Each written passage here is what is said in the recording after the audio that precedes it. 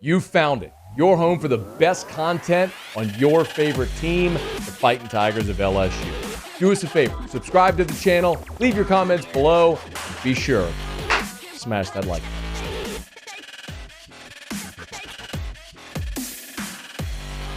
I wanted to set a little primer for fall camp for LSU, which opens up tomorrow. So I figured we'd take each side of the ball and special teams. I'll tell you strength and weaknesses as I perceive them heading into fall camp.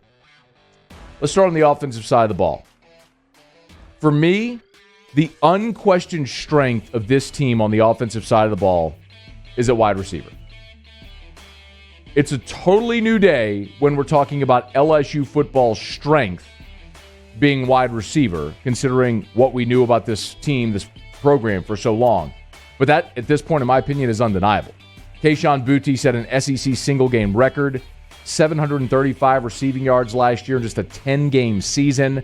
Behind him, you've got veterans like Jure Jenkins and Trey Palmer and John Trey Kirkland. Coy Moore popped last year as well. You've got to get to your six deep before you start talking about guys who are 5 stars and coveted by everyone, and Chris Hilton and Brian Thomas. They are going to be fighting for scraps falling off the table in this offense. That's how deep LSU is at wide receiver. That is the strength on this team. Now, the weakness is the offensive line, and it's a bit of a contradiction because that is the deepest position by far, the most experienced position by far on that side of the ball, and arguably on the entire team. Austin Deculus has started 34 games. Ed Ingram started 15 games. Chasen Hines has played in 18 games in his career. Liam Shanahan started in all 10 games last year before being a starter at Harvard prior to that. And Cam Wire, your new left tackle, has 15 games played in his career as well.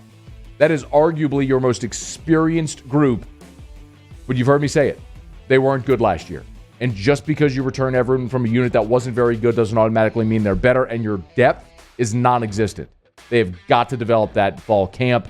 Your biggest weakness right now on the offensive side of the ball, it's not quarterback, it's not tight end, it's your offensive line. They got to get better in fall camp. I asked Musso for a sound effect to transition. That's what you came up with?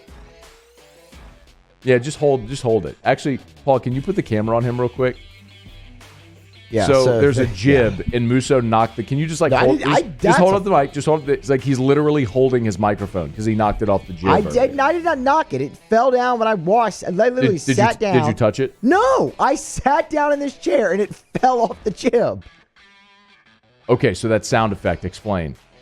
You told me that as we were walking up the stairwell to come to the third floor. So I need a transition sound effect, a boom, a pat. Give me a Woj bomb sound effect. Give me anything other than, what did you just play? What was that? It's called a zip. I figured you were moving. You're moving to the next thing to go, whoop. It makes a cartoon sound, Matt. It's a complete contradiction from the whole tone and tenor of this segment, especially the music you're playing. And you play a cartoon sound effect. All right, let me move on. Thank you, Musso. Defense, strength. This one should be obvious. It's defensive tackle. With all due respect to LSU's 2 boundary corners, which are magnificent, when you look at the depth on that defensive line, I don't even think this is debatable. Gay, Logan, Farrell, Anthony, 4 starters back across the front.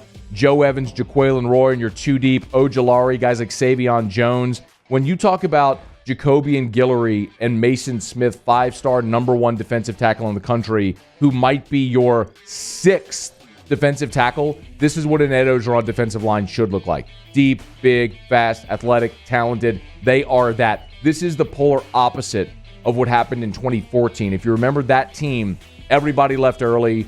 Ego Ferguson, Freak Johnson, and you were left with Christian Lockature as a sophomore as your most experienced defensive lineman, and you had Davin Gottschall starting as a true freshman on the interior. Now, both those guys ended up being really good players, but they were too young to be your most experienced starting defensive lineman. That's why that team in 2014 really struggled at times. This is the polar opposite of that. As strong as the defensive line is, the last line of defense is your weakness. It's safety. Because every single person in that secondary at safety has a question mark. Is Todd Harris healthy? Has Jordan Tolles grown up year 1 to year 2? Can Jay Ward transition from corner to safety? Is Sage Ryan ready to play as a freshman? Now, you may get the answer into the affirmative in all of those, or some of them, but every single player there has a question mark. There is not a single given with anybody at safety, and that's why it's your biggest weakness going into fall camp. Okay. Let's take a look at special teams real quick. Do I even need to say what the strength is? You get the best place kicker in college football. Cade York's a freaking stud. Cole Tracy sat in the chair to my immediate left in 2019 and warned you, don't freak out about Cade York. He's going to go down as the greatest kicker in LSU history. Well, he's well on his way. 18 of 21 a year ago and 6 field goals beyond 50 yards. 50, 50, 51, 52, 53, 57. And I think we all remember that one in the fog. Incredible. Cade York back, unquestioned. Your strength in special teams is the fact that you get it inside the 40.